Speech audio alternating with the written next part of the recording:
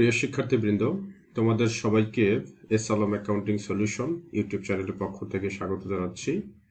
এর সাথে আছে আমি শিপন আলম স্যার।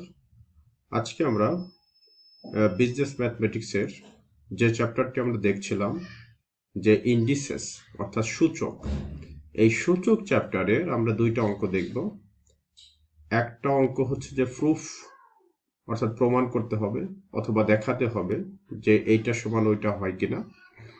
আর একটা হচ্ছে সিম্পলিফিকেশন, এবং এই সিম্পলিফিকেশন হচ্ছে সরলীকরণ। কিভাবে সরল করতে হয়, সূচককে কিভাবে সরলে রূপান্তর করে সরলীকরণের মাধ্যমে একটা মান নির্ণয় করতে হয়। তো আজকে আমরা সূচকের উপর 4 নম্বরের ক্লাসটি শিখছি। চলো আমরা দেখি, ক্লাসটি শুরু করি। গত ক্লাসে আমরা 8 এবং 9 নম্বর এই দুটো অঙ্ক দেখেছিলাম। আজকে আমরা এর পরের দুটো অঙ্ক, সেটি হচ্ছে যে 10 এবং 11। এই 10 এবং 11 এই দুইটা অঙ্ক আমরা আজকে দেখব। সো দেখো, আমাদের 10 নম্বর অঙ্ক যেটা, সেটি এই 10 নম্বর অঙ্কে যেটা দেওয়া আছে সেটি হচ্ছে যে সিম্পলিফাই, সরলকরণ।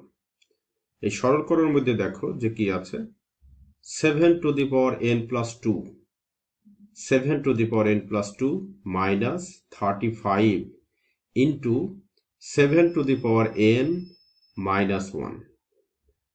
n মাইনাস 1 এটা হচ্ছে পাওয়ার 7 এর, আর এখানে 7 এর পাওয়ার হচ্ছে n প্লাস 2, আর ডিভাইডেড বাই, এটা ডিভাইডেড বাই হচ্ছে 7 to the power n into 11।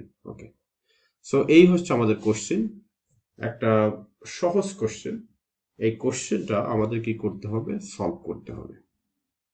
তাহলে প্রথমেই আমরা যদি ইংরেজিতে অ্যান্সার করি তাহলে লিখবো দি গিভেন এক্সপ্রেশন, আর যদি আমরা বাংলায় অ্যান্সার করতে চাই তাহলে আমরা লিখবো যে প্রদত্ত রাশি। এই প্রশ্ন কিন্তু ইংরেজিতেই থাকবে, শুধু এই কথাগুলো তোমরা চাইলে বাংলায় লিখতে পারো। ওকে, তাহলে আমরা প্রশ্নটা আবার দেখি যে 7 to the power n plus 2 minus 35 into 7 to the power n minus 1 divided by 7n into 11। আচ্ছা, এই অঙ্কের একটা বৈশিষ্ট্য দেখো যে এখানে একটা ভেরিয়েবল আছে। এই ভেরিয়েবলটা হচ্ছে n, আর এই nটা হচ্ছে 7 এর পাওয়ার। এখানেও দেখো যে 7 এর পাওয়ার হচ্ছে n, অর্থাৎ n একটা ভেরিয়েবল। আবার নিচেও দেখো n হচ্ছে আমার 7 এর পাওয়ার এবং n হচ্ছে ভেরিয়েবল। তো এরকম অঙ্ক একটা আমরা আগেও দেখেছিলাম, যদি আমার ভেরিয়েবল থাকে পাওয়ার, তাহলে আমাকে ভেরিয়েবলটা কি করতে হবে, ভেরিয়েবলটা কাটার ব্যবস্থা করতে হবে, অর্থাৎ ভেরিয়েবলটা কিভাবে বাদ দেওয়া যায় সেই ব্যবস্থাটা, সেই প্রক্রিয়াটা আমাদের গ্রহণ করতে হবে। কিভাবে আমরা উভয় দিক থেকে, অর্থাৎ লবের দিক থেকেও 7 উঠিয়ে দিতে পারি, এবং হরে যে 7 টু দি পাওয়ার n আছে এটা আমরা উঠিয়ে দিতে পারি, সেই চিন্তাটা আমাদের শুরু থেকেই করতে হবে। ওকে, তাহলে দেখো এই জন্য পরে কি কাজ করা হয়েছে খেয়াল করো, যে 7 to the power n plus 2 এটা রাখা হয়েছে, আর এইখানে কি করা হয়েছে, এই যে 35 আছে, এই 35কে ভাঙা হয়েছে, এই 35কে ভাঙা হয়েছে। 35কে ভাঙলে এখানে যেহেতু 7 আছে, তাহলে 35 কেমন ভাবে ভাঙতে হবে যাতে আমার 7টা আসে, এবং এছাড়া এখানে অন্য কোনো উপায়ও নাই। 35কে ভাঙলে কিন্তু আমাদের হচ্ছে 5 সাথে 35, 5 এবং 7 গুণ করেই শুধুমাত্র 35 হয়, অন্য কোনোভাবে আর 35 হওয়ার সুযোগ নাই। এই কারণে দেখো লেখা হয়েছে 5 ইন্টু 7। 5 ইন্টু 7, শুধু 7 লেখা মানে হচ্ছে 7 এর উপরে একটা 1 আছে, মানে পাওয়ার 7 এর পাওয়ার 1। এই 1টা কেন নিয়েছে, কারণ এই যে এখানেও তো আমার 7 এর পাওয়ার n মাইনাস 1 আছে, এই কারণে এখানে 7 এর পাওয়ার 1 দিয়েছে। তোমরা চাইলে দিতেও পারো, নাও পারো, কোনো সমস্যা নেই। তাহলে 35কে ভাঙা হয়েছে 5 ইন্টু 7 ইন্টু এখানে যেটা ছিল সেটাই আছে, 7 to the power n minus 1, এটা ঠিকই আছে। নিচেরটা কোনো চেঞ্জ নাই, কারণ নিচেরটা চেঞ্জ করার কোনো উপায় নাই, কারণ কি 7ও মৌলিক সংখ্যা, প্রাইম নাম্বার, 11ও তোমার হচ্ছে মৌলিক সংখ্যা, প্রাইম নাম্বার। কাজেই প্রাইম সংখ্যাকে কখনোই তোমার কি করা যায় না, ভাঙ্গা যায় না। যৌগিক সংখ্যাকে ভাঙা যায় কিন্তু প্রাইম সংখ্যাকে কখনোই ভাঙা যায় না। এই কারণে যেটা আছে ওইটাই থাকবে। আর এখানে তো আমার ইনটু আকারেই আছে, কাজে এখানে তো কোনো সমস্যা নেই। আমার সমস্যাটা হচ্ছে এখানে, অর্থাৎ এই যে মাঝে আমার মাইনাস আছে, এই মাইনাস থাকার কারণে এখানে 7n আছে, এখানেও আমার 7n বানাইতে হবে, বানিয়ে একটা কমন নিতে হবে। আমরা দেখি কি অবস্থা। সো এখানে যেটা ছিল সেটাই আছে 7n+2 -5, আর এখানে দেখো 7 1 ইন্টু 7n-1, এই 7 আর এই 7-এর মধ্যে কি ইন্টু আকারে আছে, তাহলে 7 এখানেও বেজ আমার 7, এখানেও আমার বেজ 7, তাহলে 7 বেজ কমন নেওয়া হয়েছে। তাহলে আলটিমেটলি থাকছে হচ্ছে এখানে n-1, এই যে n-1, আর এখানে 7-এর পাওয়ার হচ্ছে +1, এই কারণে দেখো লেখা হচ্ছে +1। ইন্টু থাকলে আমরা জানি, ইন্টু থাকলে কি সেম বেজের ক্ষেত্রে ইন্টু থাকলে তোমার কি হয়, পাওয়ারটা প্লাস হয়ে যায়।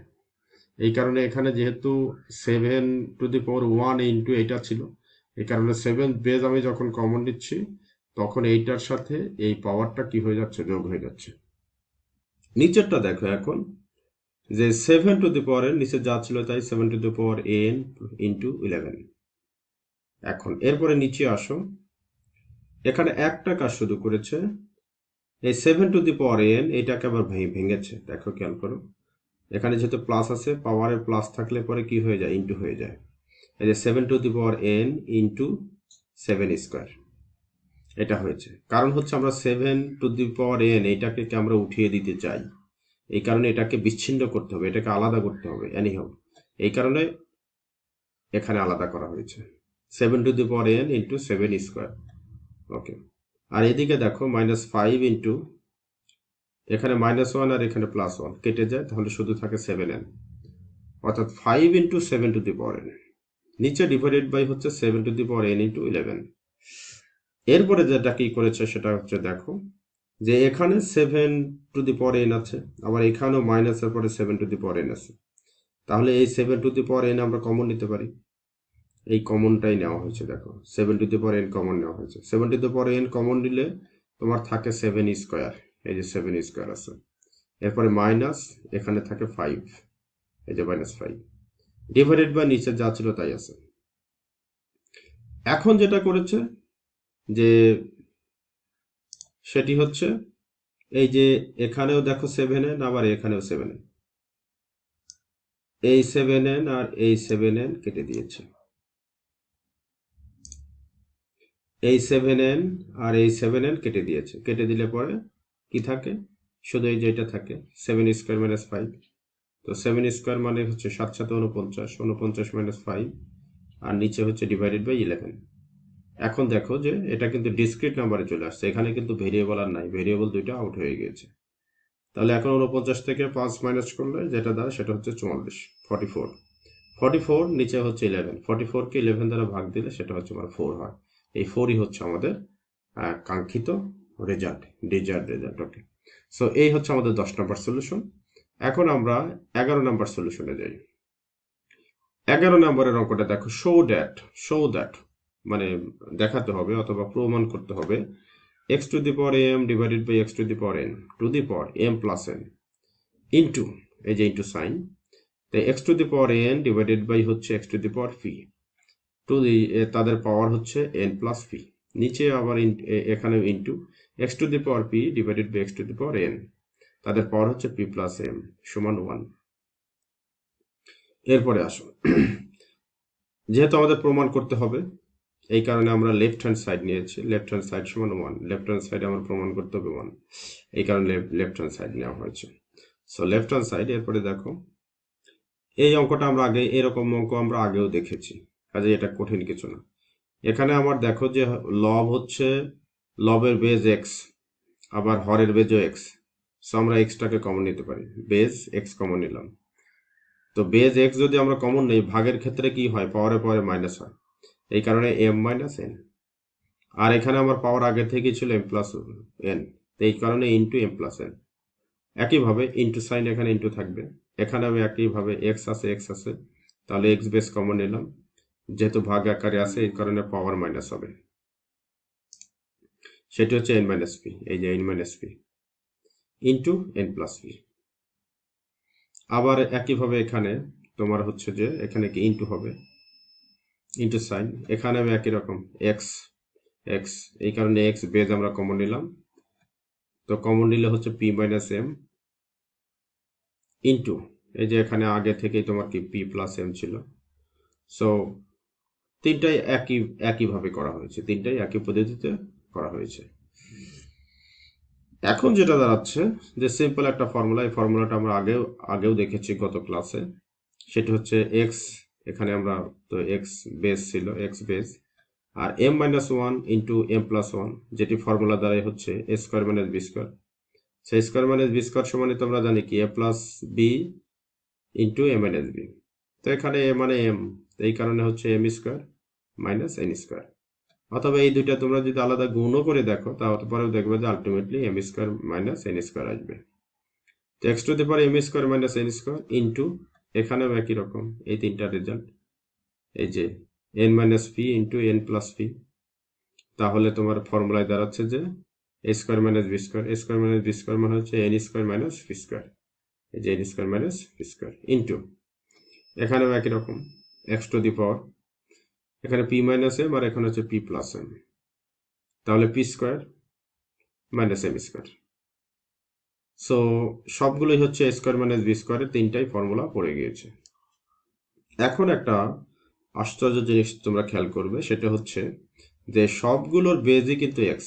দেখো খেয়াল করো যে এটা হচ্ছে পাওয়ার, এই পাওয়ারের আমাদের এখানে বেজ হচ্ছে এক্স, আবার এখানে এটা হচ্ছে power n square minus P square power, তার বেজ হচ্ছে এক্স, এখানে p square minus M square, এটার পাওয়ার হচ্ছে এক্স।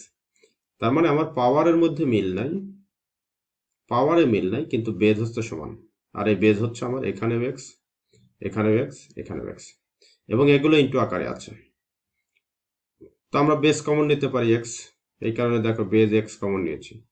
আর ইন্টু আকারে থাকলে কি হয়, পাওয়ারগুলো যোগ হয়ে যায়, এই কারণে এটা যোগ এইটা যোগ এইটা, এটি করা হয়েছে। দেখো এক্স আমরা বেজ কমন নিলাম, তাহলে প্রথমটার পাওয়ার এইটা m square minus N square, এরপরে plus n square minus P square plus, যেহেতু ইন্টু আছে, এরপরে আবার প্লাস এই যে p square minus N square.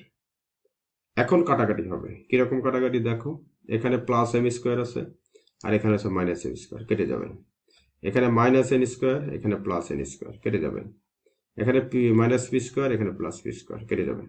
কেটে গেলে আলটিমেটলি তোমার এখানে এক্স এর পাওয়ার থাকবে জিরো, আর এক্স এর পাওয়ার জিরো মানে হচ্ছে এক্স সমান ওয়ান।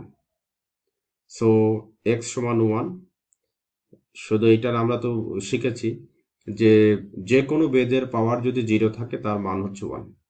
তো এখানে যেহেতু এক্স বেজ আর এক্স বেজের পাওয়ার হচ্ছে জিরো, তার মানে হচ্ছে ফর্মুলা অনুযায়ী আমার হচ্ছে ওয়ান, মান হচ্ছে x to the power zero এর মান হচ্ছে ওয়ান। তাহলে আমরা তো রাইট হ্যান্ড সাইড ওয়ানই চেয়েছিলাম, তাহলে আমাদের লেফট হ্যান্ড সাইডও আমরা ক্যালকুলেশন করে দেখলাম যে ওয়ানই হয়, তার মানে রাইট হ্যান্ড সাইড সমান ওয়ান, অতএব লেফট হ্যান্ড সাইড সমান রাইট হ্যান্ড সাইড প্রুভড অথবা শোন, এটাই আমরা চেয়েছিলাম, এটাই। সো এই হচ্ছে আমাদের দুইটা অঙ্ক ছিল, যে প্রবলেম 10 এবং প্রবলেম 11। সো আশা করি তোমরা বুঝেছো, তোমরা এই অঙ্ক দুইটা বাসায় করবে এবং আমার এই ভিডিওটা দেখবে। ভিডিওটা যদি তোমাদের ভালো লেগে থাকে অবশ্যই তোমরা লাইক কমেন্ট করবে, সাবস্ক্রাইব করবে, এবং কোথাও কোনো সমস্যা থাকলে অবশ্যই তোমরা কমেন্ট করে জানাবে। আর তোমরা কে কে দেখছো সেটা কিন্তু মাঝে মাঝে আমাকে কমেন্টে জানাবে, নইলে আমি বুঝতে পারবো না যে তোমরা কে কে দেখছো এবং কে কে আমার ক্লাস থেকে উপকৃত হচ্ছ। সো সবাই ভালো থেকো, অনেক ভালো থেকো, শুভরাত্রি।